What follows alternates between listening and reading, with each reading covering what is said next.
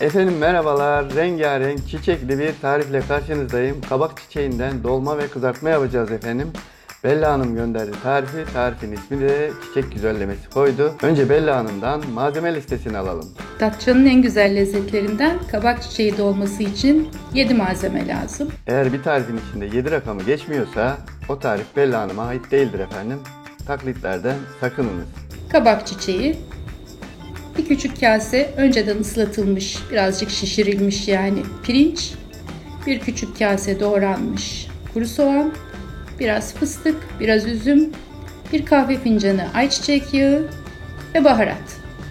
Baharatlarımız tuz, karabiber, yeni bahar ve nane.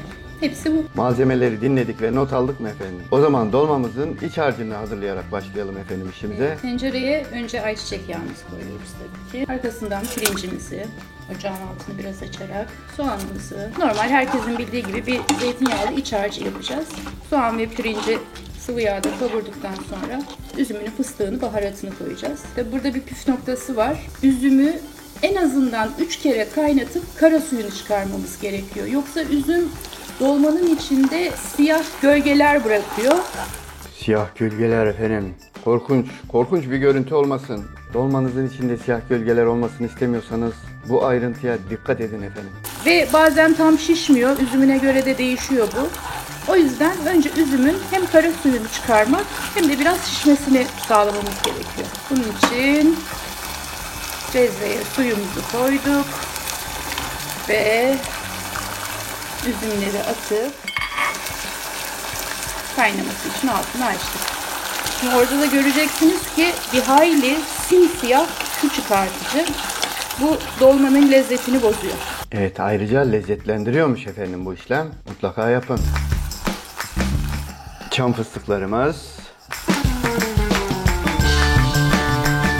Evet, bakın kara suyu çıkmaya başladı. Böyle biraz karıştıralım. Fark ediyor musunuz? Suyun renginin nasıl değiştiğini. Sudaki kara gölgeler belirmeye başladı efendim. Korkunç. Birkaç dakika kaynatmak yeterli. 3 kere yapmak da yeterli. 7 kere yapmanıza gerek yok yani. Evet, burada 7 rakamını kullanmıyoruz. 7 kere değil, 3 kere yapacağız efendim. Yine ellerim karıştı. Benim Bella Hanım'ın tarifinde ellerim bir karışıyor. Kavrulan pirincimize ve soğanımıza kaynatıp kara suyunu çıkardığımız üzümü ekledik. Şimdi sıra baharatlarında. Çok az şeker, çok az karabiber, fazlaca yeni bahar ve bolca nane. Tuzu eklemiştim video çekmeden önce ekledim. Çok lezzetli görünüyor. Bu haliyle bile yenir. Bir de çiçek ekleyeceğiz dolmaya. Ay. Evet, iç harcımız bu kadar. Şimdi kabak çiçeklerini hazırlamaya başlıyoruz. Kabak çiçeklerinin etrafındaki bu tüylü yaprakları çıkartıyoruz. Bu önemli. Ve içindeki küçük organı da çıkartıyoruz. Adı üstünde çiçek. Çiçeklere de narin davranmak gerekiyor. Bella Hanım buna çok dikkat ediyor. Siz de dikkat edin. Bütün kabak çiçeklerine aynı işlemi yapıyoruz. Kabak çiçekleri parçalansa da çok önemli değil. Çünkü birbirine sarılarak kapanacak ve baş aşağı konacak tencereye. O yüzden parçalanması çok da sıkıntı olmuyor. Dizmesi önemli kabak çiçeği dolmasında. Bu da bir dipnot olsun.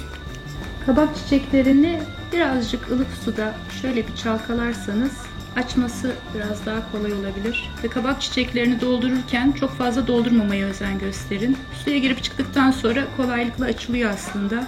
Avucunuzun ortasına alıp kaç yapraklarını kenara doğru çekerseniz bir havuz oluşuyor. Onun içine çay kaşığı ile 2 kaşık doldurmanız yeterli.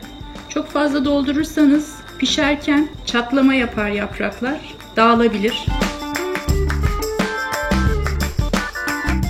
Aynen bu şekilde pişireceğiz tencerede. Biliyorsunuz ki Bella Hanım da ben de içi boş tarifler vermeyi sevmiyorum. Buyurun Bella Hanım'dan kabak çiçeği ile ilgili bilgiler alalım efendim. Ege yöresine ait bir yemek kabak çiçeği dolması. Mevsimi de Mayıs ayında başlıyor. Ekim ayının sonuna kadar devam ediyor. Bella Hanım biraz da kabak çiçeğinin faydalarından bahseder misiniz? Yani neden kabak çiçeğiyle bir yemek, bir şeyler yapalım yani? Çok faydalı bir gıda. Lif açısından oldukça zengin. Kan yapıcı özelliği var. sinirleri yatıştırıyor, yüksek tansiyonu düşürüyor, idrar söktürücü ve öksürüğe çok iyi geliyor. Çiçeklerimizi dolma harcıyla doldurduk. Artık pişirme aşamasına geçmemiz lazım. Bakalım tenceremizde neler var. Tencereye hafif verev dizdiğimiz kabak çiçeklerine 1,5 ölçü su ilave ediyoruz. Pişmeye yakın çok az zeytinyağı ekleyeceğiz. Çok az ama. Yaklaşık 30 ile 40 dakika arası pirince bağlı olarak orta ateşte pişireceğiz. Gözümüz çiçeklerde olacak yalnız. Dağılmaması lazım, çatlamaması lazım. Suyu bitmeye yakınsa altını kısmamız lazım. Su kalırsa birazcık açıp çektirmemiz lazım. Sizin de dikkatinizi çekti mi? Tencerenin yarısında kocaman bir patlıcan var. Evet şefim, o da patlıcan. İç harç kalınca patlıcanla değerlendirmek istedim. Peki bu patlıcan da beraber pişecek mi diye sordum Bella amirime. Tabii ki pişecek. Onu verev kesip servis ettiğiniz zaman zeytinyağlı patlıcan dolması da mükemmel oluyor dedi. Bir bildiği vardır amirimin. Ve şimdi kabak çiçeği kızartması. Tenceremiz kaynaya dursun. Biz orada çiçek kızartmasına başlayalım efendim. Kabak çiçeği kızartması. Düzeltelim. Bir tane yumurta gerekiyor. Biraz un, biraz kaşar ve kabak çiçeği tabii ki. Una biraz karabiber ve biraz tuz ilave ediyoruz. Yumurtayı çırpıyoruz. Kabak çiçeklerinin içine çok az kaşar koyuyoruz. Kapatıyoruz. Sonra önce yumurtaya, sonra una buluyoruz. İyice una bulamamız gerekiyor. Çiçeğin içine bir çay kaşığı kadar rendelenmiş kaşar koyuyoruz. Çiçeği kapatıp önce çırpılmış yumurtaya, daha sonra ise una buluyoruz. Hazırlık işlemimiz bu kadar. Bu işlemi hepsine yapıyoruz. Bu arada bunlar yırtılmış olan kabak çiçekleri. Dolmada kullanamadık. Biz de ne yapıyoruz? Kızartıyoruz. Yağımız mutlaka kızgın olacak. Kızartmalarda kızgın yağ, yağı kızdırmak çok önemli ama yakmadan. İyice kızarmadan da çevirmeyin. Kaşar olmasa da olur ayrıca. Hatta bir kısmını böyle yapalım, kaşarsız yapalım. Ya bunlar çok güzeldi amirim. Bu bulaşıklar ne olacak bilmiyorum valla. Orası bulaşık doldu.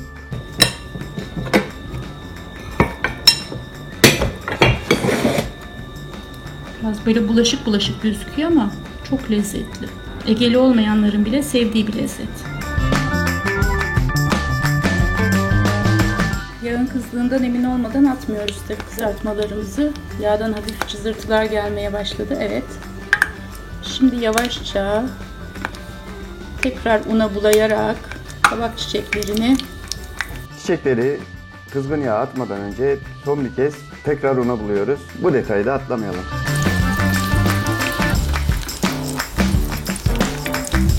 Bella amirim çok üzgün çünkü bulaşıklar çoğaldı. Dertli dertli söyleniyordur şimdi. Gayrı yıkayamam ben bu tavayı. Bak yine yağlandı ocağın her yanı. Kızartmadan canım canım canım canım yandı ellerim. Bak yine bulaşıklar doldu her yerim. Deterjandan canım canım canım canım kurudu ellerim. Bak yine bozuldu güzel ojelerim. Yar evyeye döktüm kızgın yağları. Bir an oldu tıkandı giderin boruları. Sevdiğim ovuyorum eviyeyi mutfağı. Ah yine ellerim perişan kaldı. Sevdim telliyorum tavayı ocağı. Ah yine ellerim ojesiz kaldı. Makineler bu iş için var diyoruz ama makinelere yerleştirip çıkarmak da ayrı bir zulüm. Bulaşık konusunda Belli amirim çok haklı. Çok çabuk kızarıyorlar zaten. Sigara böreği gevrekliğinde çıtır çıtır oldular. Bir yandan dolmayı da kontrol edelim. Kabak çiçekleri kendini bırakmış. Pirinçler şişmeye başlamış. Hani belki 40 dakika ya da 45 dakika sürmeyebilir. Dediğim gibi pirince bağlı bu. Yarım saatte de pişebilir. O yüzden gözünüz her zaman tencerede olsun. Gevezelik etmeyin telefonda. Yemeklerinizi yakmayın. Tencerelerinizi terlemek zorunda kalmayın. Rica ediyorum. Bulaşık kötü biri. Evet, kabak çiçeklerimiz sana. Çiçek kızartmamız bitti. Bakalım kabak çiçeği dolmamız nasıl olmuş? Zeytinyağı ekleyecektik. Tencerenin kapağını açıyoruz. Son işlemimizi yapıyoruz efendim. Kabak çiçeğinden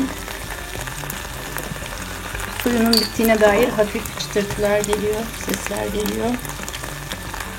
Çok az zeytinyağı gezdiriyoruz.